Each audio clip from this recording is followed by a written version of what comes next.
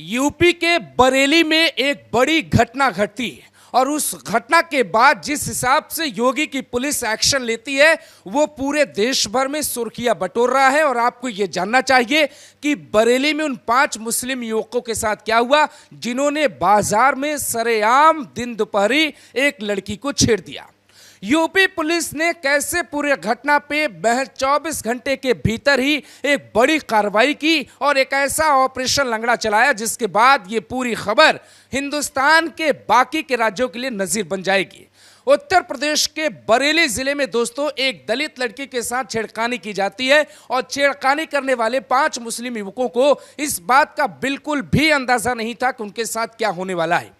लेकिन योगी आदित्यनाथ ने पहले ही कह दिया है कि कोई अगर छेड़ेगा इस चौराहे पर तो अगले चौराहे पर उसका अंजाम क्या होगा यह पता होना चाहिए। लेकिन इस केस में तो गजब हो गया और ऐसा गजब हुआ कि इसका अंदाजा आरोपियों को नहीं था। गजब यह हो गया दोस्तों कि जिस चौराहे पर छेड़ा उसी चौराहे पर पुलिस ने ऑपरेशन लंगड़ा चला दिया।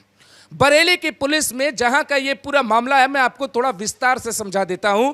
17 तारीख की घटना है। 17 तारीख की घटना में शाम को एक लड़की जो है बाजार में थी और उस वक्त 5 मुस्लिम युवकों ने लड़की के साथ छेड़खानी कर दी और उसके बाद जो है लड़की शिकायत दर्ज करवाती है और जो पीड़िता थी उसका परिवार आंवला थाने पहुंचता है। बरेली की आंवला थाना, आंवला जो है एक लोकसभा सीट भी है और वहां से समाजवादी पार्टी के सांसद बने।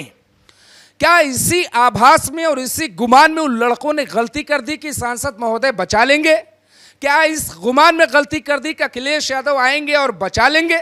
लेकिन बचने बचाने का मौका तब मिलता जब यूपी की पुलिस आपको छोड़ती। दोस्तों 17 तारीख की शाम में घटना को अंजाम देते हैं और रात में एफआईआर दर्ज हो जाती है और उसके बाद आंवला पुलिस जो करती है वो सुन लीजिए। आपको अच्छा लगे तो बताइएगा, बुरा लगे तो वो भी बताइएगा। आंवला पुलिस जो थाना है उसमें एक तो एसएचओ है और 7 सब इंस्पेक्टर है। इसके अलावा दोस्तों एक जो सब इंस्पेक्टर है वो महिला है। इसके अलावा 3 जो है हेड कांस्टेबल हैं और कुल जो है 7 कांस्टेबल हैं। आप जोड़िए कि एक थाने में 20 पुलिस कर्मचारी और अधिकारियों की तैनाती है। उसके बावजूद ये 5 लड़के शरारत करने से नहीं चूकते हैं, लड़की को छेड़ते हैं और यहां तक कि उसको धमकी देते हैं, हथियार दिखाते हैं बाकायदे।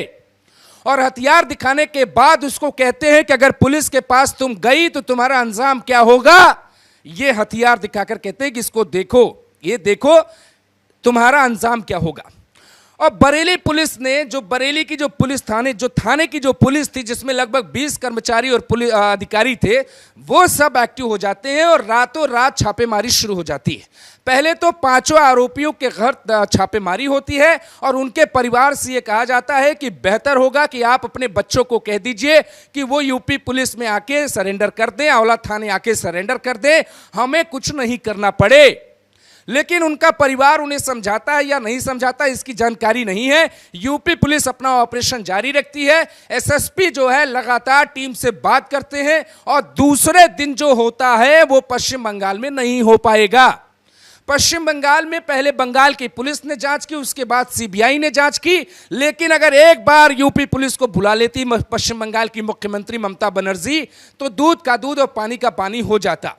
आपको एक एक साक्ष्य दिखाएंगे कि क्या आरोपियों को पकड़ने के बाद ऑपरेशन लंगड़ा चलाया गया। दोस्तों क्या ऑपरेशन लंगड़ा में उनको तब शामिल किया गया उनको बता के कि तुम अगर सड़क पे छेड़खानी कर सकते हो तो पुलिस क्या कर सकती है।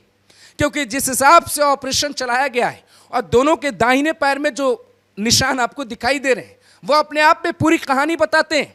भागो कितना भागोगे, पकड़े जाओगे तो अंजाम क्या होगा इसका परिणाम सबको पता है। और यूपी पुलिस वही करती है। 2 आरोपी उसमें से पुलिस के हत्थे चढ़ जाते हैं और पुलिस के हत्थे जब वो चढ़ते हैं तो पुलिस जो है वही करती है। देखकर ऐसा ही लगता है दोस्तों कि पहले पकड़ा गया है और पकड़ने के बाद उन्हें बताया गया है कि सुनो तुम तो अब दोबारा करने लायक रहोगे नहीं, दूसरा कोई ऐसा ना करे इसलिए ऐसा करना पड़ेगा। कई बार क्या होता है कि पाप को मिटाने के लिए एक नेक इंसान को भी पापी बनना ही पड़ता है और यूपी की बरेली पुलिस ने एकदम वही किया। जिसको गलत बोलना है गलत बोल सकता है, लेकिन यूपी के भीतर जिनको बेटियों की सुरक्षा की चिंता है वो गलत नहीं बोलेंगे।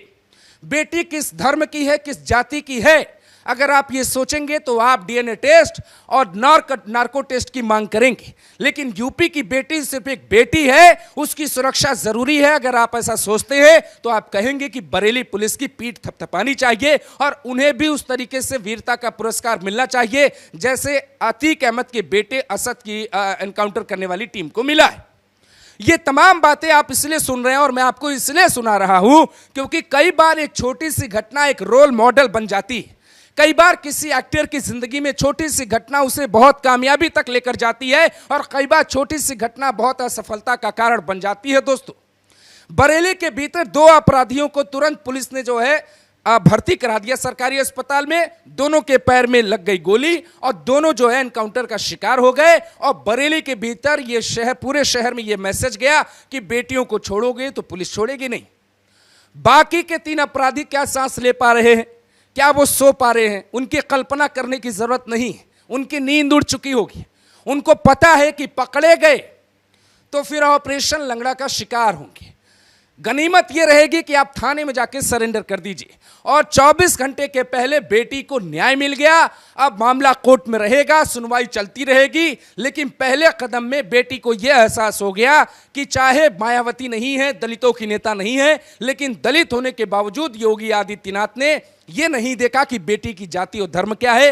एक्शन शुरू हुआ और उसके बाद परिणाम आपके सामने।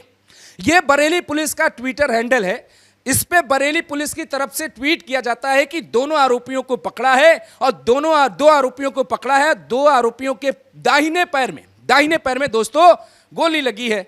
अब सवाल लोग ये उठाते हैं कि दाहिने पैर में और एक ही जगह कैसे निशाना लगता है। तो भाई सवाल ना यूपी पुलिस के एनकाउंटर पे नहीं उठाओ। अगर आप मानवाधिकार वाले हैं, लोगों की जान बहुत कीमती होती है, हम भी कहते हैं जान बहुत कीमती, जान को बचाना चाहिए, लेकिन ये तो पुलिस ने छोटी मोटी चोट दी है। और पुलिस इसलिए चोट दे रही है क्योंकि उत्तर प्रदेश में अगर आप किसी बेटी को चोट दीजिएगा तो ऐसी चोट आपको भी नसीब होगी। ये मैसेज है सरकार का। इसीलिए सरकार पे सवाल जो लोग उठा रहे हैं कि बेटियों की सुरक्षा के नाम पे सरकार जो है गलत तरीके से पुलिस को आजादी दे रही है, आप बताइए कि ये जो 5 आरोपी हैं बीच बाजार में एक लड़की के साथ कैसे गलत कर सकते हैं? उनके हाथों में हथियार होते हैं, उनका आपराधिक रिकॉर्ड होता है और वो जो है पूरी प्लानिंग के साथ वहां पर पहुंचते हैं, लड़की को घेरते हैं। भाई ये उत्तर प्रदेश है, ये पश्चिम बंगाल नहीं है कि आप ऐसा करके अपने घर पे जाके दाल रोटी खा के सो जाएंगे। आपकी नींद उड़ जाएगी और उड़ गई भाई साहब नींद इनकी।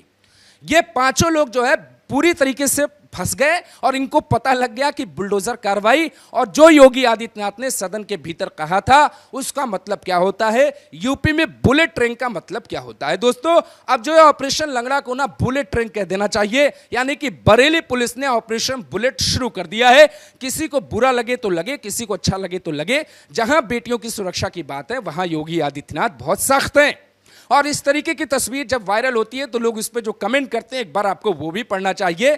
5 आरोपियों को सबक मिल चुका है। जो उनको भड़का रहे थे उनको भी समझ में आ गया है कि कई बार राजनीतिक कुर्सी ऑपरेशन बुलेट को रोक नहीं पाती और अगर ऑपरेशन बुलेट का अंजाम या परिणाम जो है बाबा लिख दें योगी आदित्यनाथ तो फिर भैया बहुत मुश्किल होती है। इसीलिए ये उत्तर प्रदेश है, पश्चिम बंगाल नहीं है। यहाँ पे वही होगा जो कानून कहता है और बेटियों की सुरक्षा को लेकर सख्ती होनी चाहिए और सरकार को आम लोगों का समर्थन भी प्राप्त होना चाहिए। तभी तो ऐसे लोगों में डर बैठेगा कि ये कोई बॉलीवुड की फिल्म नहीं है कि 5 विलेन आए, हीरोइन को छेड़ दिया, हीरो आता है, थोड़ी बहुत कुटाई करता है, फिर दोस्ती कर लेता है। ये अलग मॉडल है दोस्तों और इसी मॉडल को समझना पड़ेगा। इसको कहते हैं बुलेट ट्रेन ऑपरेशन।